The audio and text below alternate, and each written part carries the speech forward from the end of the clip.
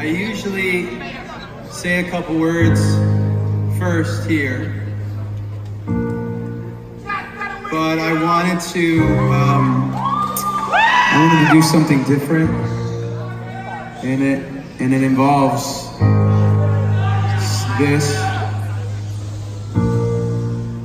It involves this, because this is, it's just been on my mind today, as it's been on a lot of people's minds today.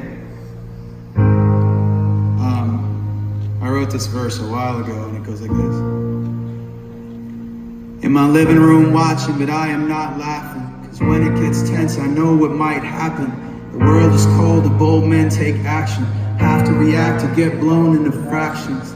10 years old is something to see. Another kid my age drug under a Jeep, taken and bound and found later under a tree. I wonder if he thought the next one could be me. Do you see the soldiers, they're out today, they brush the dust from bulletproof vests away. It's ironic, at times like this you pray, but a bomb blew the mosque up yesterday.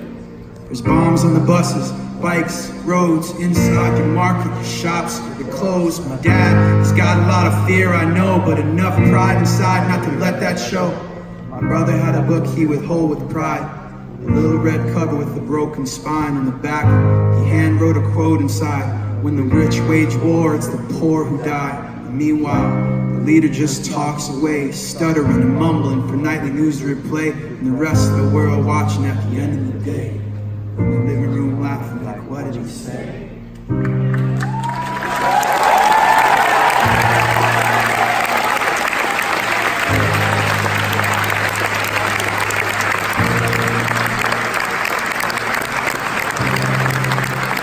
I wrote that more than 10 years ago at this point, and unfortunately a lot of the things that we were kind of focused on and concerned about when we were making Minutes to Midnight are still happening today.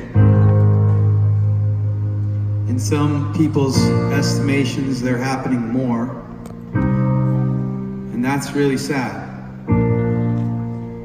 And I want you guys to know, to go back to, or to jump back forward to some of the things that we've been talking about this year, that your attention is currency. Your attention has value. So don't give it away just to anybody. Don't give it away to clickbait bullshit. Don't give it away to stuff you don't believe in. If you see something that you think you fundamentally don't agree with, that somebody's trying to drag you down into the mud to have an argument on fucking Twitter, don't do that. Because there's an old saying, something to the effect of, a wise man never argues with fools, because from a distance people can't tell who's who. So don't get dragged down into that. At the same time, our band, our group of friends has always been about inclusion. We've all been about loving your neighbor.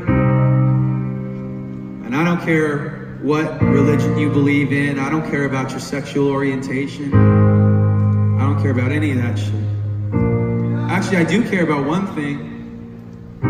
If you're a racist, then you can get the fuck out of my show.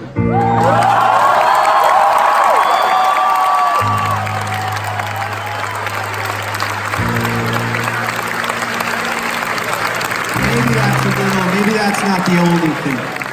Maybe that's not the only thing. But what I will say is, I know that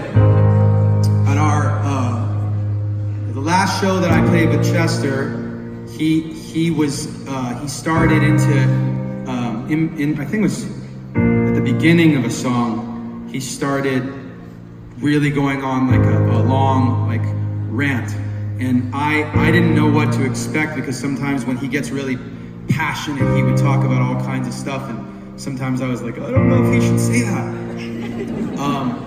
And he said the most beautiful things. I can't even estimate it. You should go online and look at it. But he was talking about loving your neighbor, and he was talking about inclusion and caring about the person next to you. So with that said,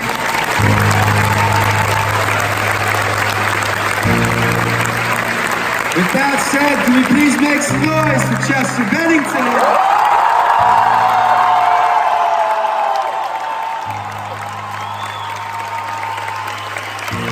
I don't want you to just sing this song for Chester. I do want you to sing it for him, but I also want you to sing it for yourselves.